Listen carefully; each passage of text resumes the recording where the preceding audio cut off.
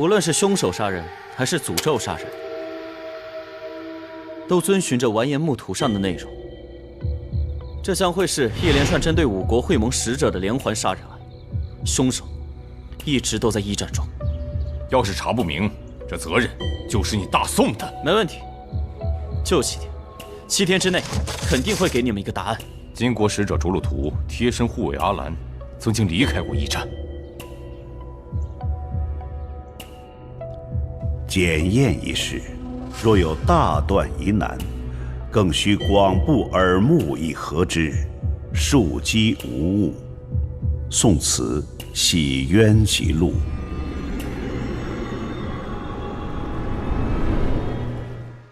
你是在哪里看见的？门外。那时间呢？子时。当时我并没有太过在意，只是喝酒的时候听到门外有响动，偶然看见了。他离开后没多久，哈桑就带着烧鸡来了，紧接着铁木儿就死了。难道说凶手一直在帖木儿的屋里？不可能，如果躲在房间里，他杀完人如何离开？我和哈桑进入房间的时候，门窗完好，守卫驿站的士兵也说，未曾有人出入过驿站。难道这个凶手还能隐身，或者凭空消失不成？关键点是，你听到那个关门和开门，帖木儿出去和进去是干什么？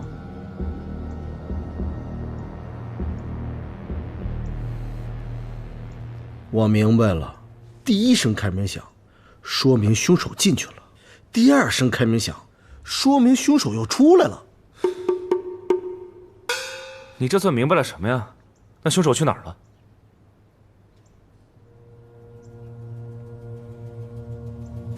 那可有听到什么开门的动静？出去的声音听见了，但回来没有。那个时候我是睡着的。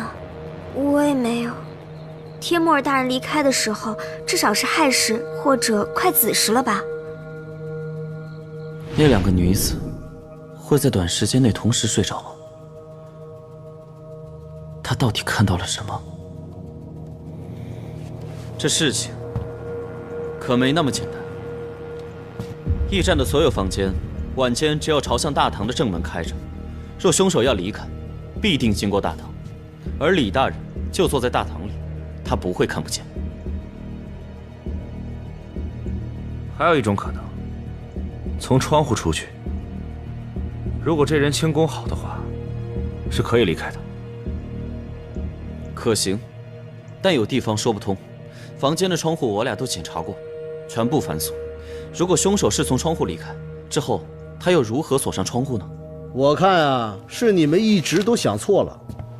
其实凶手就没离开过驿站，凶手就是那2个女子用药迷晕了帖木儿之后，把他钉在墙上。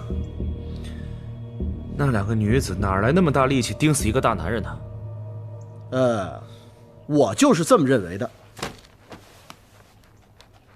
小六的推论虽然荒谬，不过，李大人，我还有个问题，纯属好奇，这五国会盟使者住的地方是谁安排的？是魏大人。原本魏大人在宴会城外开辟了4块空地，分别让我们4国的使者团驻扎。后来因为我兄长李元志离奇死于营地，魏大人让使者和贴身护卫都搬到了宴会城驿站，其他使节继续留在原地驻扎。我能理解魏大人这么做的原因，他是为了避免你们互相猜疑，导致局势混乱。本想集中将使者保护在驿站，但他万万没想到，驿站也出事了。是的，这样一来，猜忌就更加严重了。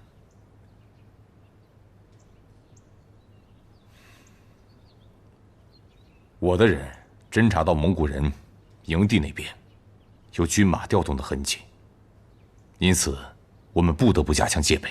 放心吧，武蒙的人都在城里边，一般人不敢轻举妄动。再说了，咱不还有7天时间吗？准确来说， 16天。报！将军，火头回来了。几位，请随我来。走。来。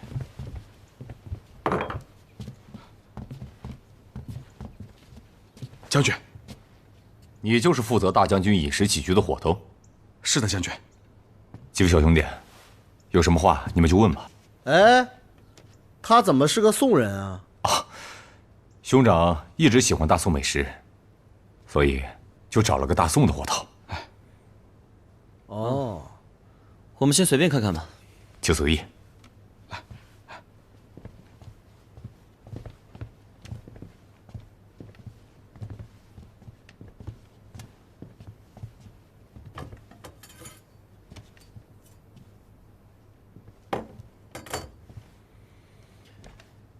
伙头大哥，哎，这最后一次给将军做菜是什么时候？啊，是在酉时。做的是什么菜？做的盐水鹿肉和葱花子鸡。啊，另外大将军还要了一壶酒，说是晚些时候有客人要来，他先吃点，其他菜让我随意再备一些。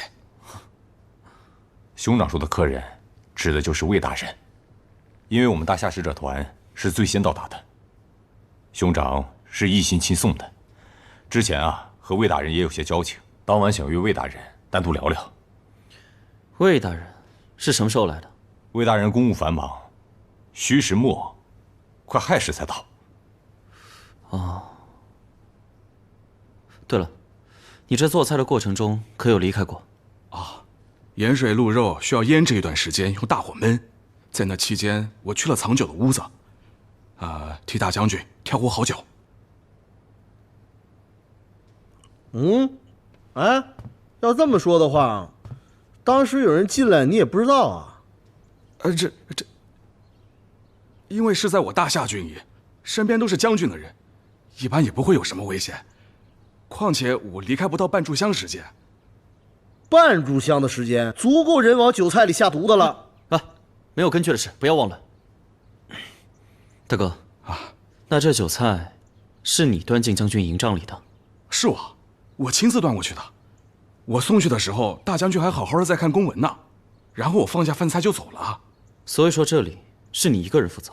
是，我负责大将军的饮食，其他人吃饭不归我管。那李将军，我们现在这个点回去，估计也误了饭点。如果方便的话，我们留下来随便吃一点，你看可以吗？当然可以。那麻烦大哥了。啊，没问题。大人想吃什么？那就和那晚将军一样，盐水鹿肉、葱花子鸡。啊，我可没胃口啊。李将军，我可以随宋老弟一起吃点。那再适合不过了，麻烦了。哎，好，我这就准备。鹿肉，子光，鹿肉。哎，你没胃口啊？来点这个。哦，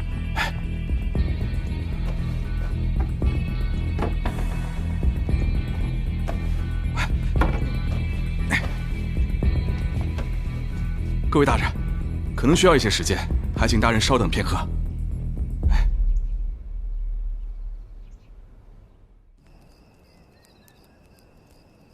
你没事吧？啊，这盐水鹿肉是淡了一些，不过葱花子鸡的味道刚刚好。我没问你味道的事情。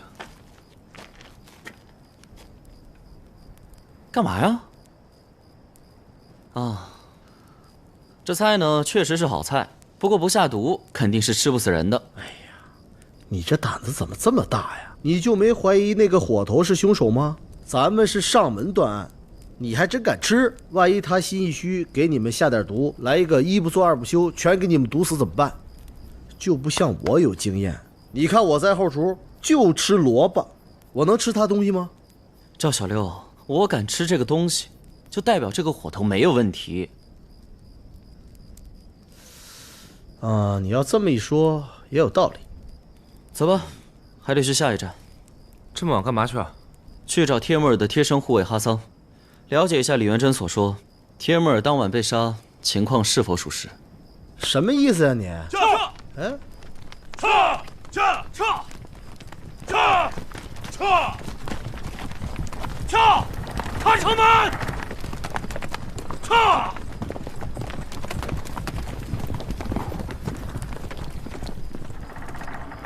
哎，这又是怎么回事啊？什么人出城了？这是？金国使者出城了。啊？撤！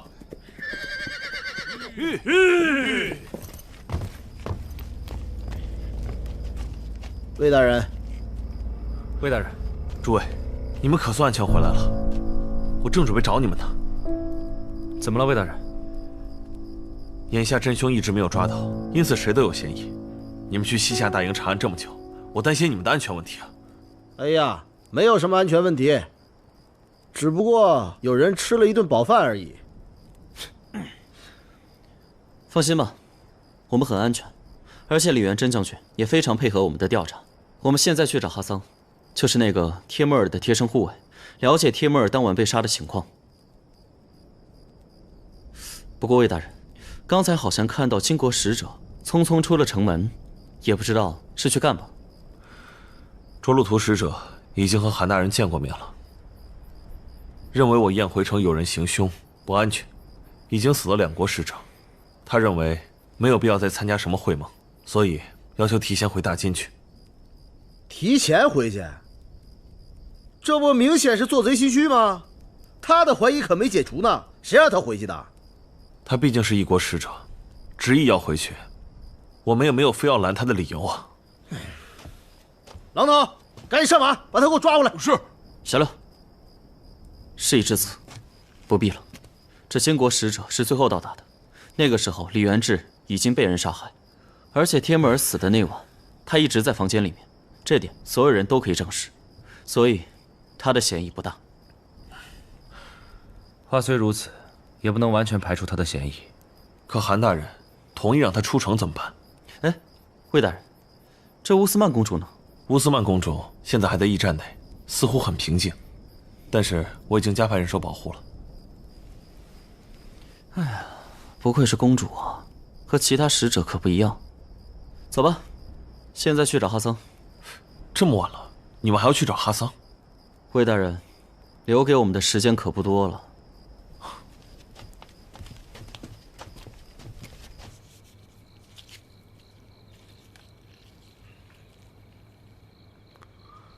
哎呀，就这个问题啊，我还以为你们已经找到凶手了。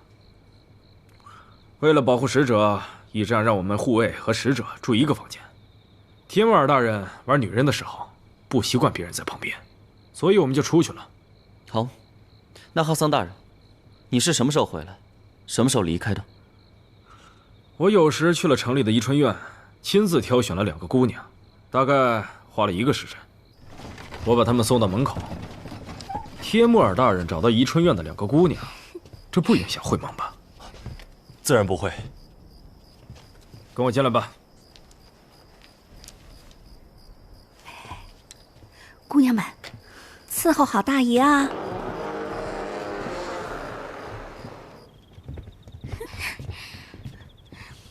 大人，姑娘到了。来，赶紧进。都给我伺候好了。没问题，大人。大人，我把他们送到门口，然后就走了，继续去喝酒，顺道还买了2只烧鸡，差不多子时回来的。也就是说，你把姑娘送进去之后，马上就离开了，这子时的时候才回来。是的。那你离开的时候，这李元珍的房间是什么情况？她应该在房间里。我带那2个姑娘上楼的时候，曾经路过李元珍的房间，当时瞥见她独自一人坐在案前，不知是在饮茶还是在看书。那下次见到她的时候是什么时候？我此时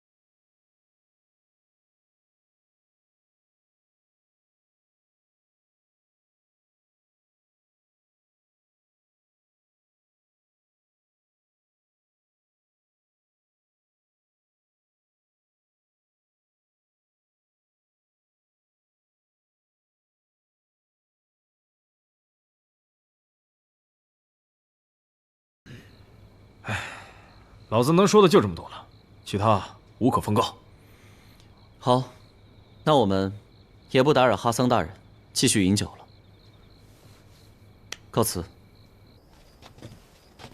这哈桑跟李元珍的口供基本上都统一，但我还是不明白凶手是怎么杀的人。按理说，凶手进出李元珍都在场，他不可能看不见吧？李元珍即便是没有发现，他帖木儿的房间也没多大呀，当时还有2个青楼女子在他屋里边。就算凶手进屋行凶去，这2个人傻吗？连动静都听不见？2名青楼女子说他们睡着了，睡着了也能醒啊？如果凶手用了迷药怎么办？不可能。为什么？我检查过帖木儿的门窗，帖木儿的门窗纸完好无损，这迷药是吹不进去的。而且2位青楼女子是在宜春院吃完晚饭以后取的，也是安全的。至于内燃的迷药，这2名女子发现尸体以后，众人就冲进去了。而且我问了第1批冲进去的人，没有闻到什么异味。我后面又检查了房屋，这屋子里也没有燃尽的迷药。那如果凶手离开前把残留物都收拾干净了呢？那你告诉我，这凶手是如何离开的？而且2名姑娘一直在屋内，与帖木儿交欢的时候也没有中什么迷药。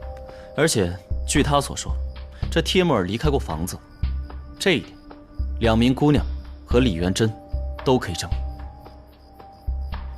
如果2名姑娘的口供没有问题的话，那么帖木儿确实离开过房间。但有没有可能，他离开之后被人控制杀死以后，再放回房间？那也解释不通啊！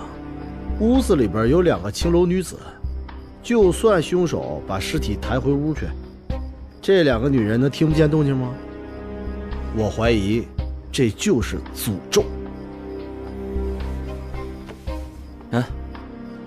你们还记不记得，这李元珍的衣物上有呕吐的痕迹？当时我们推断，有可能是他死前服用什么药物，会不会是帖木儿吃的东西有问题？他最后吃的是什么？但那2名女子描述，她们在发生关系的过程中，帖木儿没有表现出任何的不适。即便是吃了东西，那也是离开房间后吧？当时只有李元珍在楼下喝酒，那一定是吃了李元珍的东西中了毒，然后被李元珍给杀了。所以可以证明李元珍就是凶手。赵小六啊，你破案需要这么简单粗暴吗？哎，宋慈，我说的有问题吗？你刚才不也说了吗？肯定是吃的里边下了毒，吃的有问题。当时在楼下能给帖木儿吃的也只有李元珍。这破案讲的是证据，有证据吗？小心，我有情况。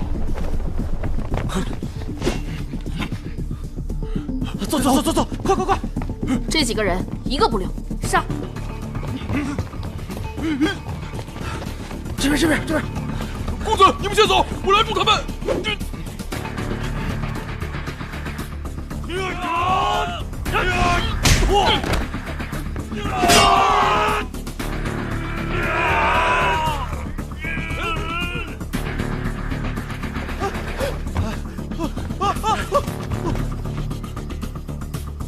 怎么又来一个？你们俩谁会武功？上！不会啊，谁会武功啊？你们俩行走江湖，连武功都不会啊？谁行走江湖啊？我们要进京读书的，什么时候还吵了？哎，你等等，为什么要刺杀我们？什么时候还在意这些细节？砸他！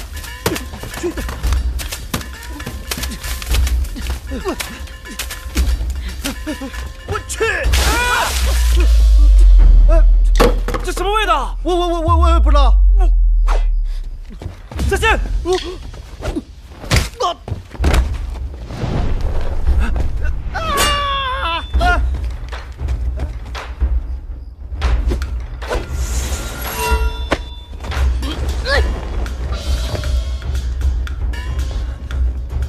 坏了，又来人了！快跑！快走！那是魏大人的人啊！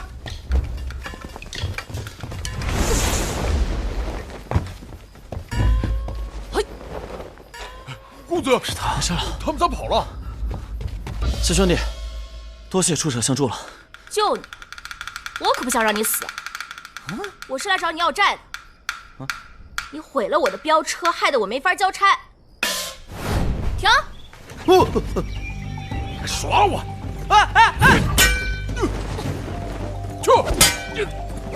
这两位大哥，能不能先别打了，让我先下去？你要护住我的腰，这趟值500两，你自己跳下去。完了！快跳车！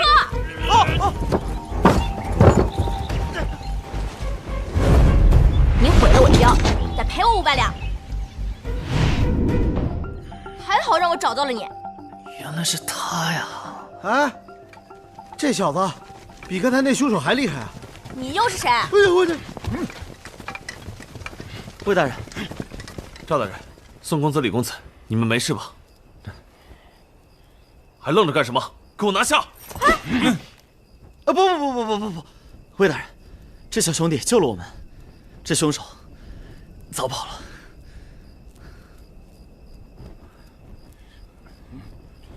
宋大哥，可以了。多谢白姑娘。不好意思啊，我的房间堆了很多珍贵药材，一般不让人进去。你这说的什么话呀？我们大晚上来麻烦你，是我们对不对？没事，反正我也睡不着。哎呀，忙活好久了，白姑娘，喝水。谢谢。白姑娘用的是什么药啊？这是活血化瘀的金疮药，配了一点我自制的安神香。因为伤到了神经，安神香有麻醉的作用，可以让你减轻一点疼痛。而且你的肩膀有旧伤吧？哦，在老家那会儿被人刺的。你肯定又是欠人家钱没还吧？我这是破案的时候识破了凶手的诡计，所以才被他给刺的。就你这样还会破案？白姑娘，他这肩膀上的旧伤，什么样的脚力能踢成这样？这和脚力没有关系，因为对方的鞋上有半块马掌钉。马掌钉？金人？为什么是金人？当初我师傅跟我说过，这金人在组织训练杀手的时候特别变态，每个杀手全身上下都武装起来，包括穿的鞋，鞋底都安了这么大一块马掌钉。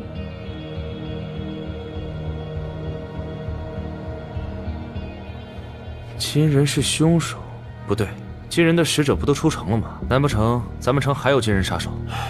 燕回城这个地方跟别的地方不一样，燕回城本身就处于边境要地，看似是各国往来的商人，其实一大部分都是谍子组织，个个心怀叵测，敌我难分，更是有来自各方势力的杀手，鱼龙混杂，出现什么样的人都不奇怪。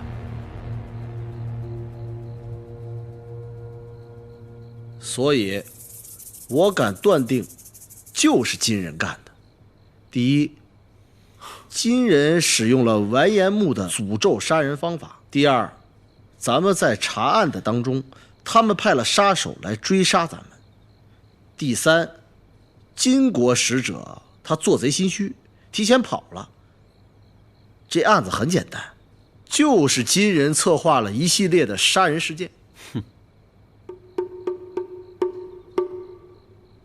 哎，不是你横什么呀？你之前还说是李元珍杀的呢。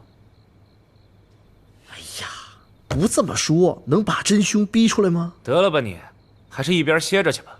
你怎么想的，宋慈？这杀手也许是金人，可是杀死使者的人可不一定是金人。我觉得是我们在破案的途中发现了什么秘密，所以才惹来了杀身之祸。要想知道杀死使者的是谁，得先知道这凶手是如何作案的。对，宋慈小兄弟说的对。你以为我不知道吗？我就是不好意思说。当然了，凶手为什么杀人，咱们得解读清楚吧？那你敢说金人就没有嫌疑吗？嫌疑确实是有，这不就完了？各位大人，天已经亮了，各位大人早饭已经备好，下楼去吃吧。有包子吗？我正好饿了。有。这位妹子，，给我也开个房，我也要在这儿住上几天。兄弟，你不会真要住下来盯着我吧？怎么，500两不值得我盯吗？今日正好有客人离开，小哥你稍等，我这就去准备。快去快去，粥已经好了，大家快去喝吧。好吧，我也去吃一点。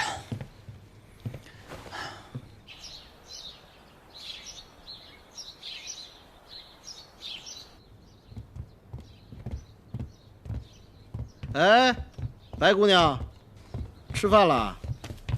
哎呀，白姑娘，我想呢，我有必要重新的给你介绍一下。没必要了吧？你看，你对我一定是有些误会。魏大人，出事了！秦国使者卓鲁图死了。什么？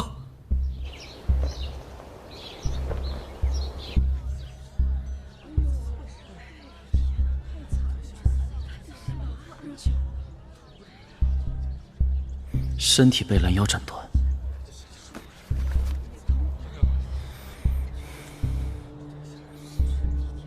血迹尚未全干，说明死者是凌晨左右死亡。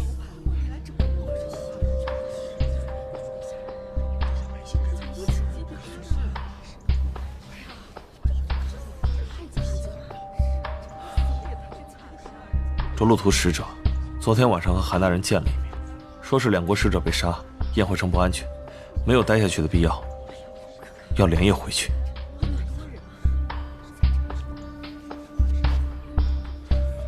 韩大人也没有理由阻拦，就让我开城门放行。没想到今天一早就有人来报说，晋国使者卓路图死了，马驮着他的半截身子自己回来了。怎么只有半截身子？这也不能确定就是卓鲁图啊。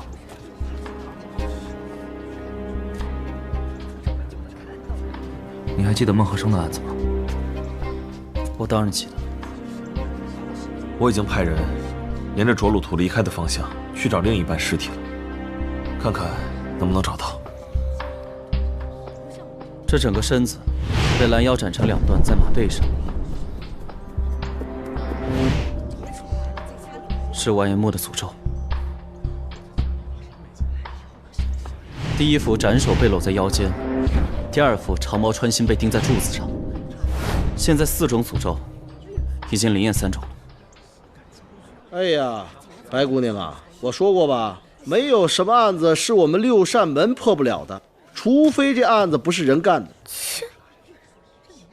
白姑娘，你不信啊？像是这种下了诅咒的案子，我也很快的能把下诅咒的人给他抓到。魏平大人，这每个国家的使者是不是都有使者团呢？是的，晋国使者团就驻扎在离这儿12里的山坡上，我已经派人去请了。再等等吧。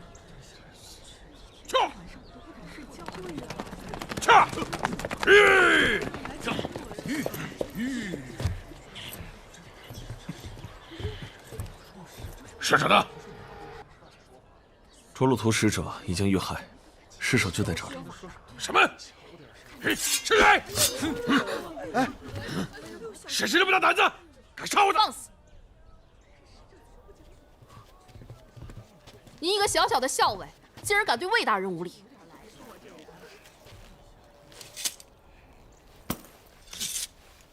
魏大人，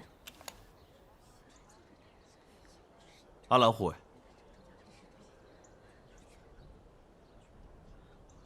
确定是我大金使者卓鲁图大人的尸体吗？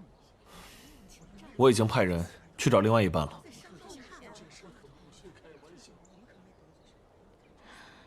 确实是卓鲁图大人的铠甲。什么人居然……阿兰护卫，是你。关于这个案子，我有几个问题想要问你。说。你身为卓鲁图的贴身护卫，为何卓鲁图出这宴回城回经过的时候，你不在身边，而在城内呢？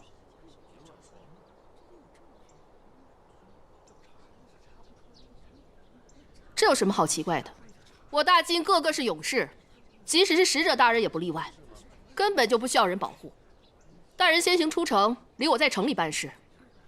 没有想到，为什么连夜跑城外边去？还大金个个都是勇士。有什么？老头上！你给我退下！